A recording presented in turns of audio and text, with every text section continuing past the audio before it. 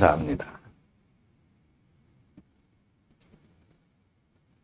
사람이 죽기 전에 보통 세 가지를 후회를 한다 그래요. 먼저는 살아오면서 좀 참지 못한 것, 인내하지 못한 것에 대해서 후회한다고 합니다. 내가 그때 조금만 참았으면 더 좋은 결과가 있었을 텐데, 그때 그 순간 눈 딱 감고 한 번만 좀 참았으면 더 좋았을 텐데, 그런 후회가 있다. 그리고 두 번째로는 좀 더 행복하게 살지 못했다 하는 것에 대한 후회가 있답니다. 얼마든지 지금 있는 거 가지고도 더 훌륭하고 행복하게 살 수 있었을 텐데 왜 그렇게 아둥바둥 살았는지 모르겠다는 것이죠.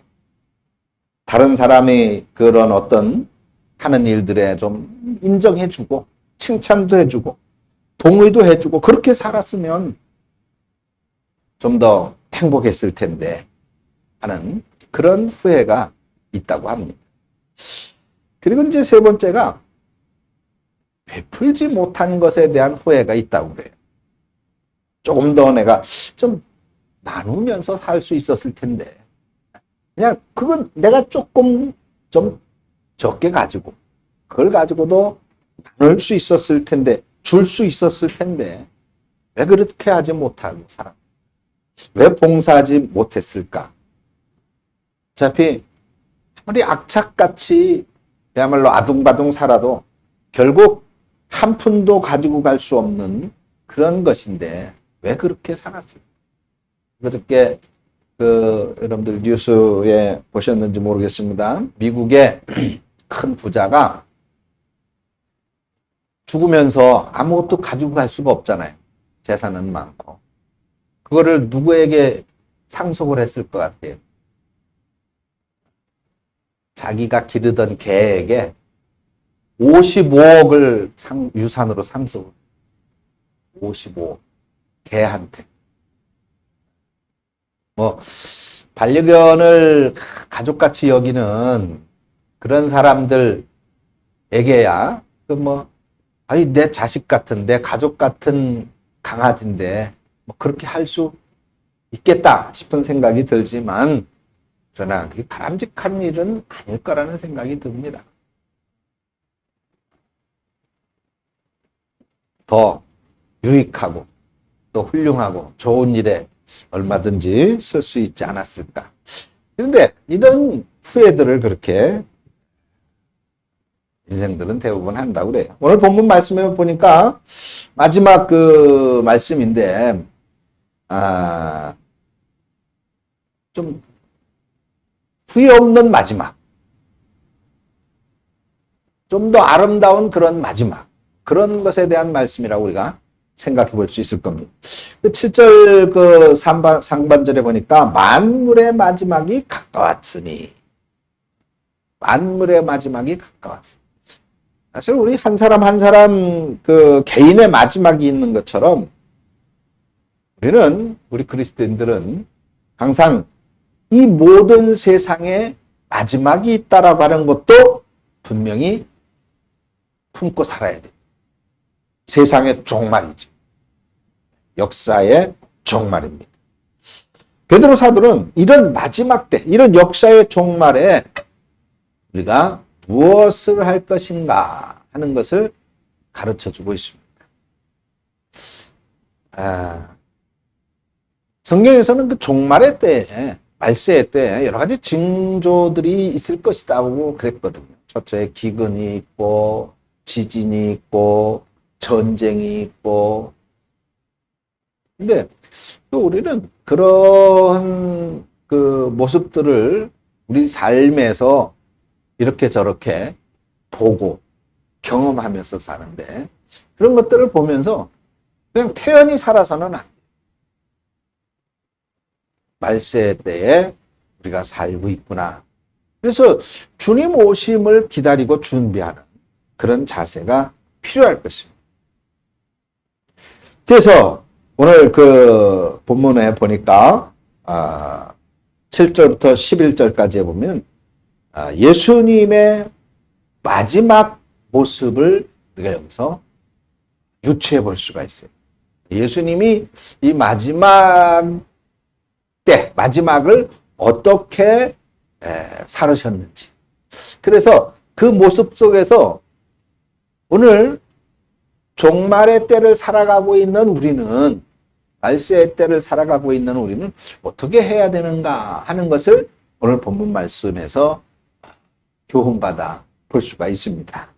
그래서 오늘 우리는 그걸 한번 살펴볼 텐데, 먼저 7절 말씀 보니까 마지막 때에 너희는 무엇을 하라고 그랬어요? 정신을 차려라. 정신 차려라. 그리고 근신해서 기도해라. 말씀하고 있습니다. 주님께서 십자가를 지시기 직전에 어떤 일을 하셨습니까? 겟세마네 동산에 가서 기도하신 일이죠. 저는 이따금 그런 생각을 해봐요. 내가 나의 마지막을 어떻게 맞이할 수 있을까? 저희 아버님은 언제나 할렐루야 아멘 이걸 외치셨죠. 다 아시겠지만은 늘 할렐루야 아멘, 할렐루야 아멘 하셨습니다. 저도 아버님처럼 그렇게 기도하면서 마지막을 맞이해야 되겠다는 생각을 해보는데 그렇게 될지 모르겠습니다. 길게 기도할 수는 없겠지만은 아무튼 기도하면서 마지막을 맞이하면 좋겠다. 그런 생각을 가져봅니다. 그래서 제 아버님처럼 마지막 순간에 아멘은 힘있게 외치고 숨을 거두어야 되지 않을까. 그런 아름다운 마지막 종말을 맞이할 수 있도록 여러분들이 한번 기도해 주시기 바랍니다. 자, 아무튼 마지막 순간에 우리들이 해야 할 일이 뭐라고요? 기도다. 다음으로는 8절 말씀해 보니까 뜨겁게 서로 사랑하라 그랬어요. 뜨겁게 서로 사랑. 자, 지난주에도 제가 사랑에 관한 말씀을 드렸고 그 전주에도 사랑에 관한 말씀을 드렸습니다. 되게 중요한 것은 이 사랑인데 요한복음 13장을 보면 주님께서 십자가를 치시기 직전에 하신 말씀과 행동이 거기 기록이 되어져 있어요. 그 요한복음 13장 1절에 이렇게 말씀합니다. 6월절 전에 예수께서 자기가 세상을 떠나 아버지께로 돌아가실 때가 이른 줄 아시고 세상에 있는 자기 사람들을 사랑하시되 끝까지 사랑하시니라. 이렇게 말씀하고 있습니다. 여기 보니까 주님께서 자기 사람들을 어떻게 하셨다 그랬어요? 끝까지 사랑하셨다. 여기 자기 사람들은 어떤 사람들이었을까요? 12제자. 근데 그 12제자 중에는 예수님을 배반할 사람도 있습니다. 또 예수님을 모른다고 부인할 사람도 있었죠.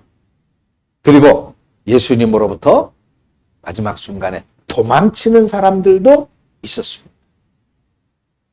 그럼에도 불구하고 주님은 그들을 사랑하시되 어떻게 사랑했다고요? 끝까지 사랑하셨다. 이게 예수님의 변함없는 사랑입니다. 뿐만 아니라 주님은 제자들의 발을 씻어주셨잖아요. 다른 사람의 발을 씻어주는 거. 제가 지난번에 한번 설명을 드렸죠. 그 집에 종들이 하는 일이다. 노예들이 하는 일이에요. 그런데 주님은 스승이셨어요. 주인이셨어요. 그런데 스스로 종이 되신 거죠. 그만큼 사랑하라는 것이죠. 그리고 9절부터 11절 말씀해 보니까 봉사라는 것. 오늘 본문에 봉사라고 하는 말이 두 번 나와요. 10절과 11절에 이 봉사라고 하는 단어가 나오죠. 10절에 먼저 보세요. 각각 은사를 받은 대로 하나님의 여러 가지 은혜를 맡은 선한 청지기 같이 서로 봉사하라.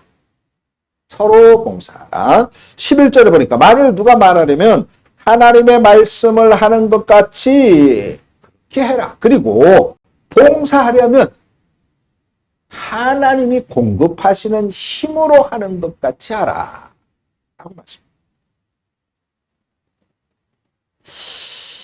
자, 여러분 이 봉사가 무엇일까? 이 봉사는 우리말 사전에 이렇게 말하고 있어요. 국가나 사회 또는 남을 위해서 자신을 돌보지 않고 힘을 바쳐 애쓰는 것. 국가나 사회 또는 다른 사람을 위해서 나를 돌보지 않고 힘을 바쳐서 애쓰는 것이다. 그럼 성경에서 말하는 이 봉사는 무엇일까요? 성경에서 말하는 봉사, 봉사라는 정의는 국어사전에서 그렇게 국가나 사회, 다른 사람을 위해서 힘을 그렇게 하는 것이다. 힘을 바쳐 하는 것이다. 자신을 돌보지 않고 힘을 바쳐 하는 것이다. 라고 했는데 그것이 뭘까요? 그는 한마디로 이웃사랑. 성경에서 말하는 봉사는 한마디로 말하면 이웃사랑이에요. 마태복음 22장에 볼까요? 거기 보니까 바리새인 율법사 한 사람이 예수님께 와가지고 질문을 했어요. 율법사, 지난번에 말씀을 드렸죠. 율법을 해석하고 그리고 그것을 가르치는 사람들입니다. 그런데 그 율법사, 그러니까 율법의 전문가인데 이렇게 질문을 했어요. 선생님, 율법 중에 최고의 율법이 뭡니까? 율법 중에 최고의 계명이 무엇입니까? 예수님을 공경에 빠뜨리기 위해서, 시험하기 위해서 질문을 합니다. 그 율법을 우리가 알고 있는 것처럼 613가지가 있단 말이죠. 그런데 그 613가지의 계명 중에 어떤 게 제일 중요한 겁니까? 라고 물은 거예요. 그러니까 주님께서 대답을 하셨죠. 마태복음 22장 37절부터 40절까지 말씀에 바로 그 대답이 나와 있습니다. 예수님이 뭐라고 말씀을 하셨어요? 대답했어요. 예수께서 이르시되 내 마음을 다하고 목숨을 다하고 뜻을 다하여 주 너의 하나님을 어떻게 하라?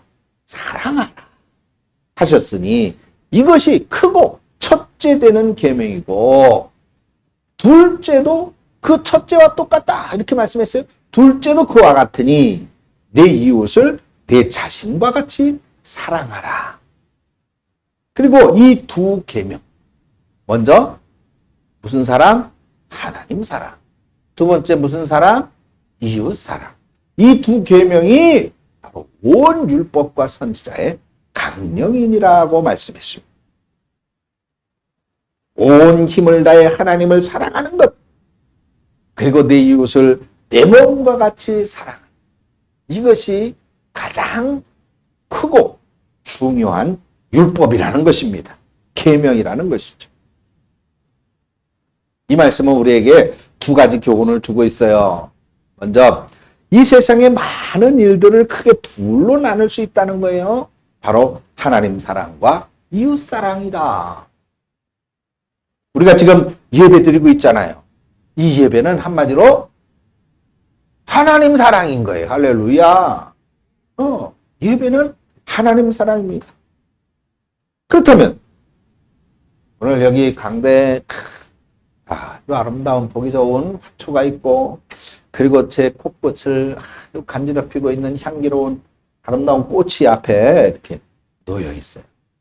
여러분들이 예배할 때에 불쾌감 느끼지 않도록 주중에 와서 또 깨끗이 청소하고 걸레질하고 청소를 교회를 정리하고 청소하는 그런 분들이 있어요. 요즘 대면 예배가 코로나 때문에 중단되어져 있지만은 여러분들이 오시기 훨씬 전서부터 며칠 전서부터 시장에 가서 음식을 반찬거리 준비를 하고 주일날이면 아침 일찍부터 와가지고 식사를 준비하는 그런 분들.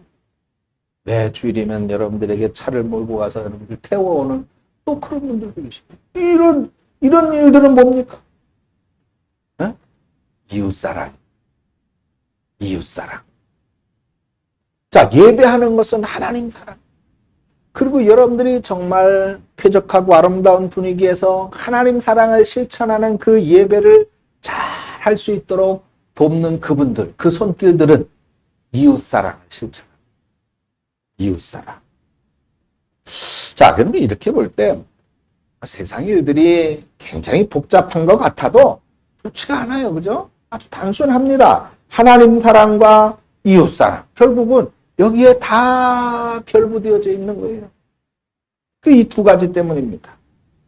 위로는 하나님을 사랑하시고 옆으로는 이웃을 사랑하며 사는 성도 여러분 되어주시기를 축원합니다.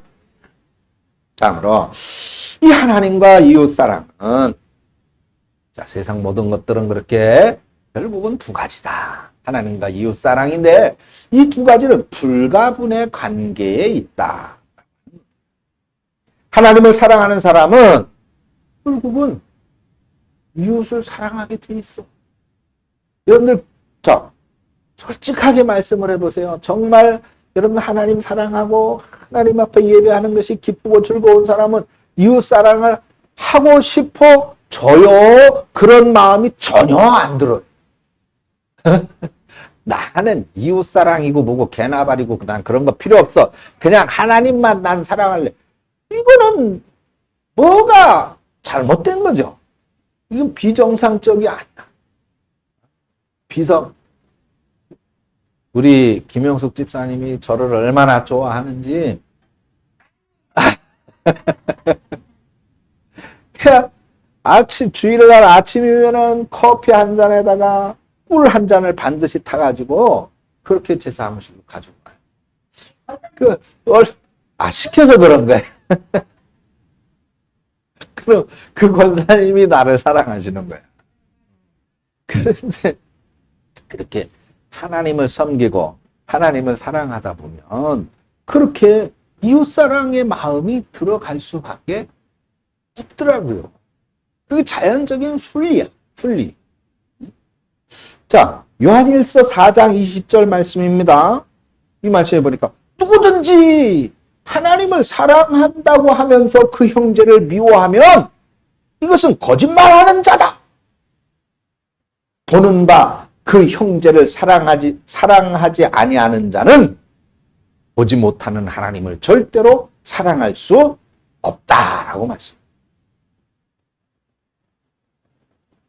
여러분, 콰이강의 달이라는 영화 아주 유명한 영화죠. 다 보셨을 줄로 압니다. 어네스트 골든이 경험한 이 실화 소설을 영화로 만든 거잖아요. 영국군인 이 어네스트 골든이라고 하는 사람은 2차 대전 때 일본군의 포로가 됐단 말이죠. 그래서 일본군은 미얀마와 태국 사이에 있는 콰이라고 하는 이 다리를 놓게 합니다.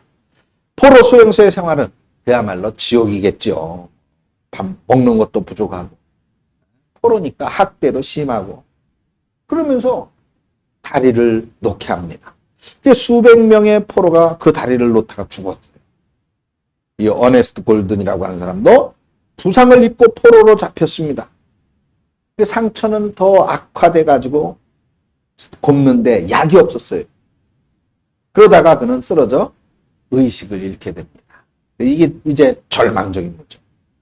그런데 깨보니까 자기하고 같은 처지의 포로 한 사람이 자기를 성성껏 이렇게 돌봐주고 간호해주고 있는 거예요. 그래서 그 사람의 그런 정성 때문에 이 어네스트 골든은 살아났어요.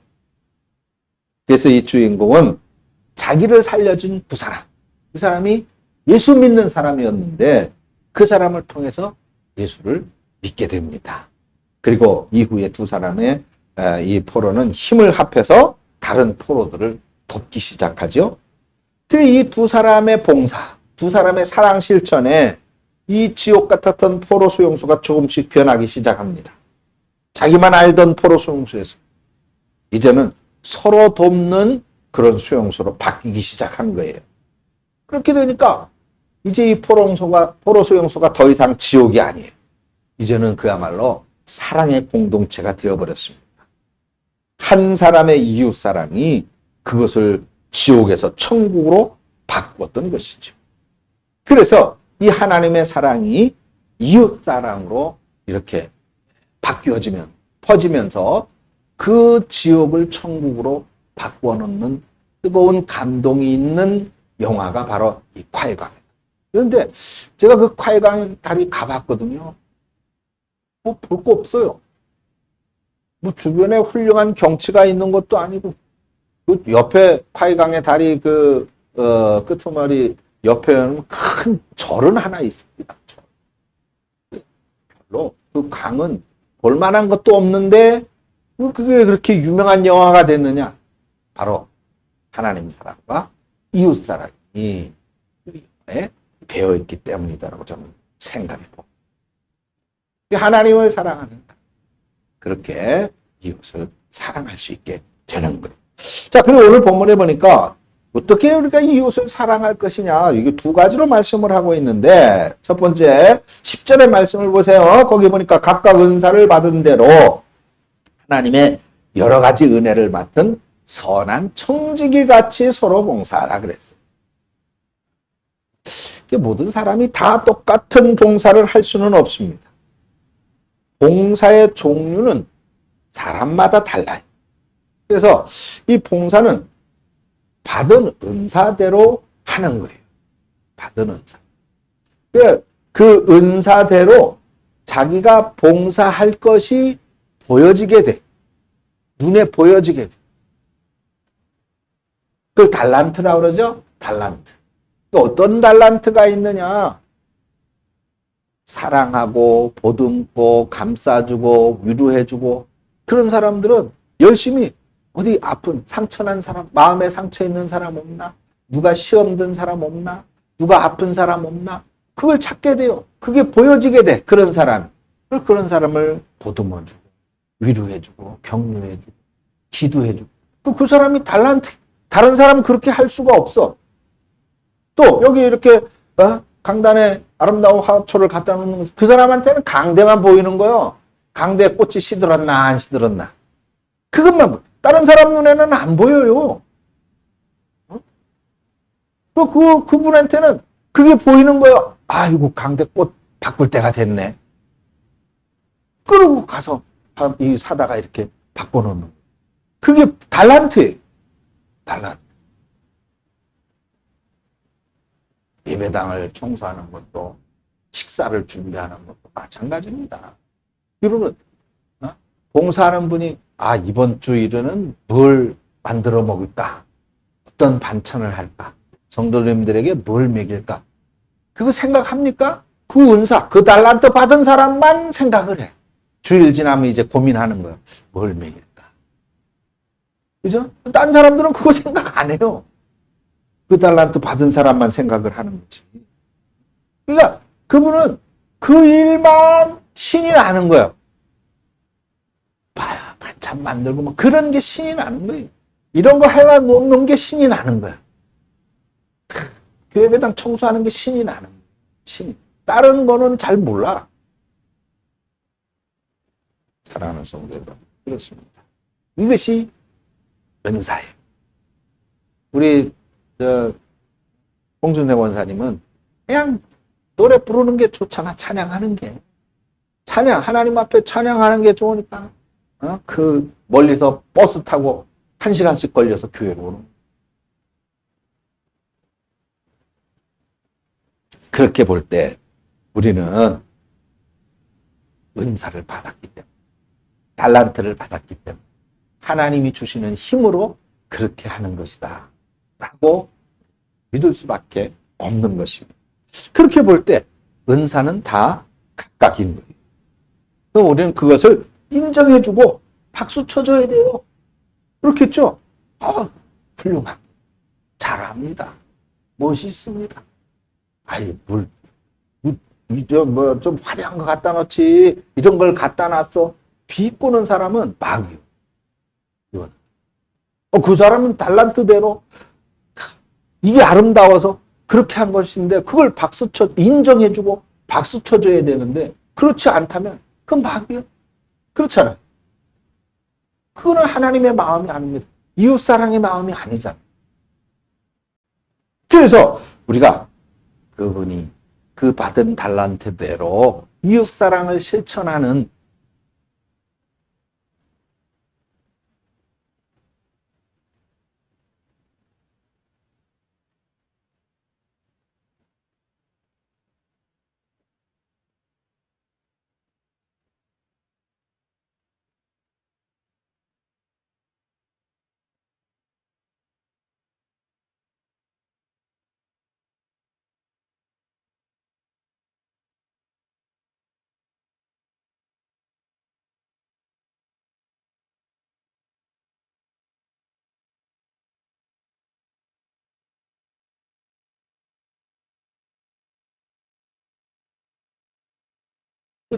타박해서는 안 돼요. 서로 받은 은사대로 봉사해야 되는 거예요. 은사대로 봉사하면서 달란트대로 봉사하면서 선한 청지기로 봉사해라 그랬죠. 이런 책이 있습니다. 저자 그 책을 지은 사람이 작은 친절 운동본부라고 하는 것인데 책 제목이 눈물이 나올 만큼 좋은 이야기라는 책입니다.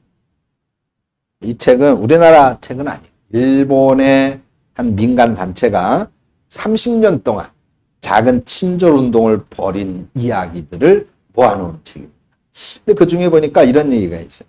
중소기업 사장으로 하던 분이 이제 실패해서 망했습니다. 나이가 제 또래쯤 됐나 57세 정도 됐는데 이제 할 수 없이 막노동을 하게 됐습니다. 근데 동네에서는 일을 할 수가 없잖아요. 그래도 사장이라고 그러던 사람인데 그래서 이제 다른 지방에 가서 일을 하게 됐습니다. 점심시간이 됐는데 그 막노동이니까 품삯이 얼마 안 됐겠죠. 그래서 싼 식당을 찾기 위해서 골목으로 들어갔습니다. 그런데 이 사람이 자신도 모르게 그만 가장 화려하고 비싸 보이는 식당으로 들어가게 된 거예요. 그러니까 사장으로 있을 때의 습관 또는 그런 버릇대로 그런 식당으로 들어가게 됐습니다. 그 들어가다 보니까 거기에 정말 좋은 옷 입고 넥타이 맨 그런 사람들만 있었던 거예요. 아차 싶어서 다시 돌아 나가려니 또 자존심이 발길을 잡는 겁니다. 그래서 한쪽 구석에 가서 앉았대요.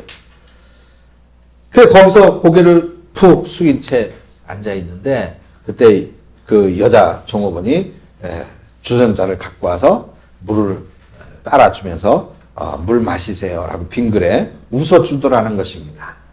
그 순간에 바로 이 사장님의 눈에서 눈물이 주르르 흘러내리더래요. 바로 이 여종업원의 작은 그런 친절, 자신을 남루하다고, 추하다고, 허름하다고, 여기는 당신 같은 곳이 올 곳이 아니에요 하고 내쫓은 것이 아니라 자기를 손님으로 인정해주고 친절을, 호의를 베풀어준 그 마음에 감동이 됐다는 것입니다. 그래서 자기가 다시 일어날 그 작은 친절에서 용기를 얻고 다시 일어날 힘을 갖게 됐다는 그런 이야기가 적혀 있는 거예요. 이렇게 볼 때에 그러면 우리가 다른 사람을 감동시키는 것이 어떤 큰 일 때문인 것은 아닌 것 같아요. 그냥 내가 아무것도 아닌 것 같은 그런 조금만 신경만 써도 되는 그런 일들이 다른 사람을 크게 감동시킬 수도 있는 것입니다. 그래서 우리는 바로 이웃사랑을 봉사함으로 실천해서 감동을 전해주는 그런 사람이 되어야 될 것입니다. 그리고 여기 보니까 11절 상반절에 보니까 하나님이 주시는 힘으로 봉사를 하라고 말씀하고 있어요.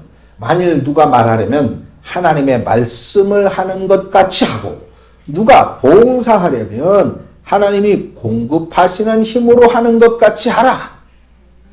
아멘. 이 말이 뭐 자기 힘으로 하려고 하지 말아라.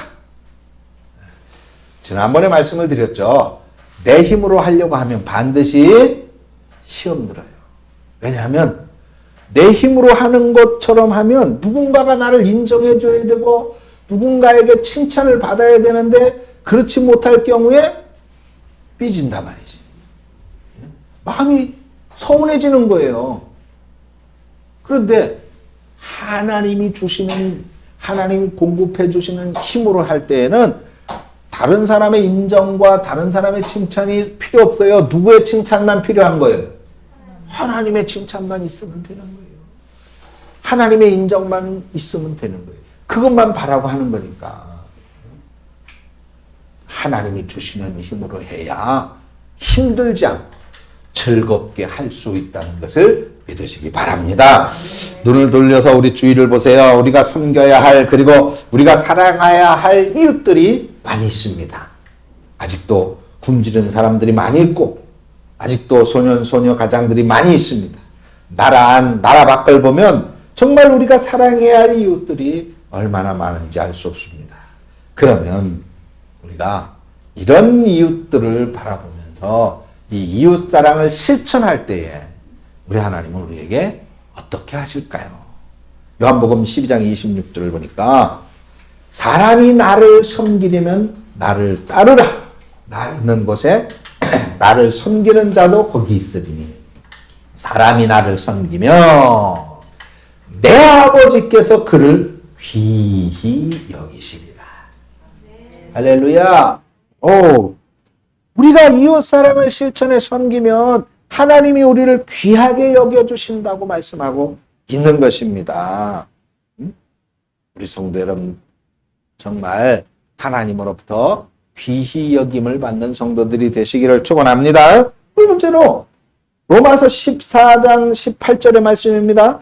그리스도를 섬기는 자는 하나님을 기쁘시게 하며 사람에게도 칭찬을 받느니라. 할렐루야. 하나님에게 칭찬받고 사람에게도 칭찬을 받는다는 겁니다. 그리고 세 번째로는 그런 사람이 있으면 당연히 전도가 잘 되겠죠. 그렇죠?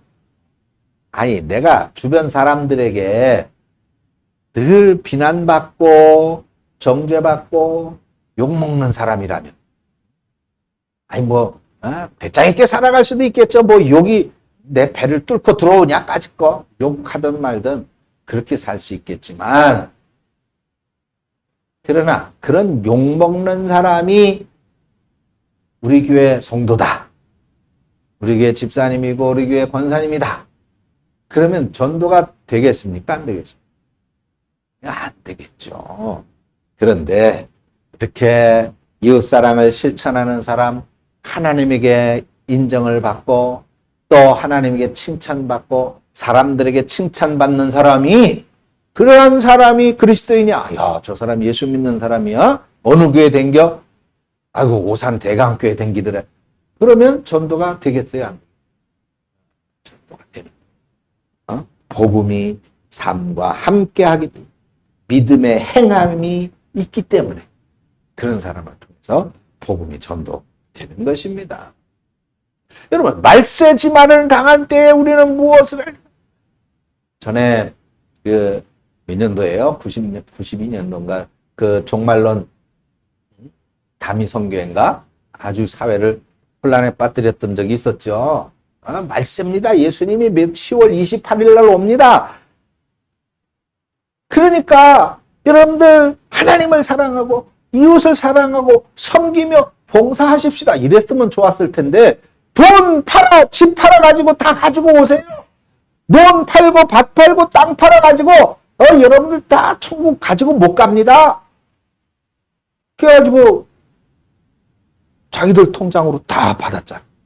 그게 나쁜 거예요. 그게 나쁜 거예요. 성경은 분명히 말세에 당한 때에 뭘 하라 그랬어요? 이웃을, 하나님을 사랑하고 이웃을 사랑하여 섬기고 봉사. 이게 말세 때 우리가 해야 할 일인 거예요. 제일 첫 번째는 뭐라 그랬어요? 제일 첫 번째는 기도하는 거고. 그죠? 주님 오시기를 바라며 소망하면서 기도하는 거고. 주님 오시는 그 순간까지 하나님 사랑, 이웃 사랑을 실천하는 그게 마지막 때에 우리가 해야 할 일이 오늘 본문에 말씀하고 있잖아요. 만물의 마지막이 가까이 왔으니 그래요. 아멘. 주 예수여 속히 오시옵소서. 우리들의 소망이지요. 우리들의 소망. 그런데 그러면 어떻게 해야 된다고? 정신을 차려 기도하고 열심으로 사랑하라. 서로 대접하고 서로 봉사하라. 할렐루야. 이게 종말을 살아가는 우리 그리스도인의 모습이어야 되는 거예요.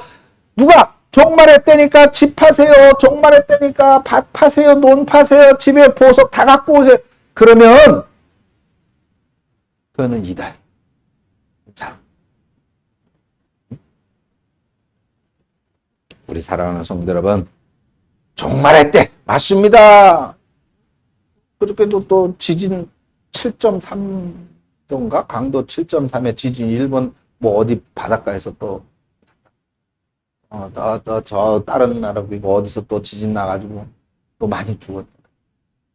날씨가 또 심상치 않지 않습니까? 지구 온난화 때문에 뭐가 어떠고 저떠고 또 지금 코로나라는 이 전대미문의 이 전염병 때문에 참 겪어보지 못했던 그런 경험들을 우리가 하고 있잖아요. 이번 설에도 코로나 때문에 가족들 모이지도 못하고 정말 마지막 때가 다가온 것 같아요. 종말인 것 같아요.